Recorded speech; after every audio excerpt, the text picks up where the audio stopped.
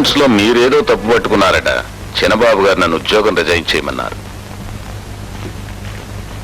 ఒకటిని 7 చేసి 1000 రూపాయలు 7000 రూపాయలుగా చూపిస్తే వెళ్ళకొండమంటారా? నిజమేనమ్మా. ఇప్పుడు నన్ను ఇలా అర్థాంతరంగా తీసేసి ఈ అకౌంట్స్ అన్ని ఎలా మేనేజ్ చేయగలరు? మీకే నష్టం కదమ్మా. 10 ఏళ్లగా ఈ ఉద్యోగం చేస్తున్నాను. ఒక్కసారి మీతో కూడా చెప్పి వెళదామని వచ్చాను.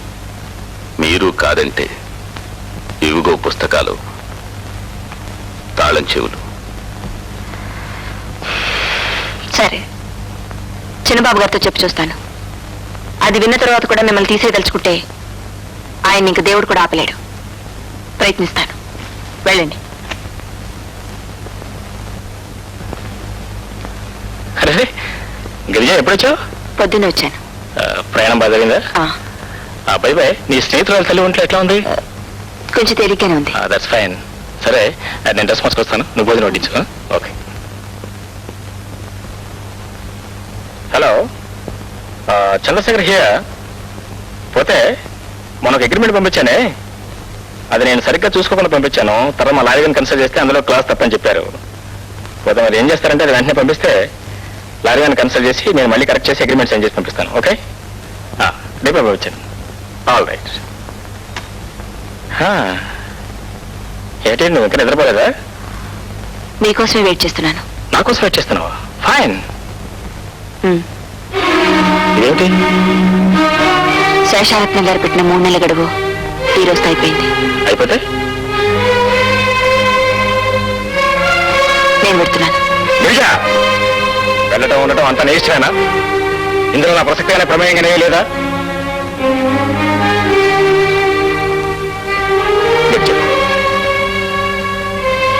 నీ బాధ్యత నాకు తెలుసు. నీ మనసును ఎంత గాయపరిచానో కూడా నాకు అర్థమైంది. మన పెళ్ళైన మొదటి రాత్రి నువ్వు ఎలా మర్చిపోలేకపోతున్నావో నేను కూడా అలాగే మర్చిపోలేకపోతున్నాను. నీ పట్ల చాలా మూర్ఖంగా అనుచితంగా ప్రవర్తించాను. అందుకు నేను చాలా విచారిస్తున్నాను. ఈ మాట నీతో చెప్పాలని ఎన్నోసార్లు ప్రయత్నించాను. గిరిజ, నన్ను అర్థం చేసుకో. చేసిన తప్పుడు సర్దిద్దుకునే అవకాశం నాకు కల్పించు ప్లీజ్. మీరు కూడా నన్ను బాగా అర్థం చేసుకోండి. ఈ ఇల్లు నాకు మీ మనసులో అనిపిస్తుంది.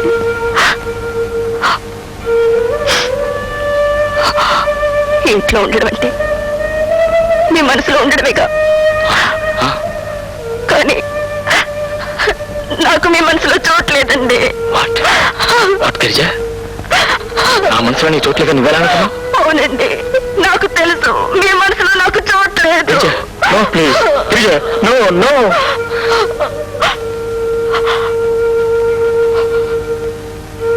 రండి, చూపిస్తాను.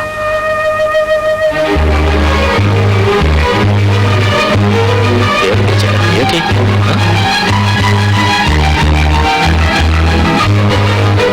ఏమిటి? ఏంటో మన ఫోటో ఇది.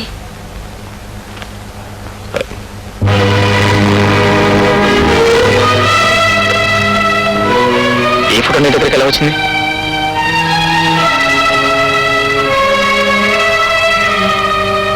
వరంగల్లో జోసెఫ్ గారి దగ్గర నుంచి తెచ్చాను.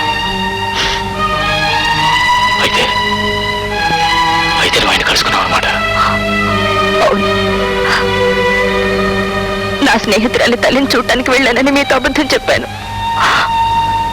జోసెఫ్ గారు నాకంతా చెప్పారు.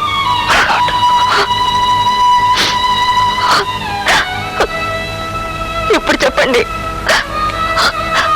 మీ మనసులో చోట్లేనప్పుడు ఇంట్లో నన్ను ఒక పని మనిషిగా ఉండమంటారా? పెళ్లిని గురించి ఆశ లేని వాళ్ళు చాలా అదృష్టవంతులు. కానీ నాకు కొన్ని నమ్మకాలు, విలువలు ఉన్నాయండి. నేను ఎప్పుడు మీ డబ్బుకు ప్రాధాన్యత ఇవ్వలేదు. మిమ్మల్ని నేను డబ్బు కోసం చేసుకోలేదండి. మిమ్మల్ని నేను డబ్బు కోసం చేసుకోలేదు.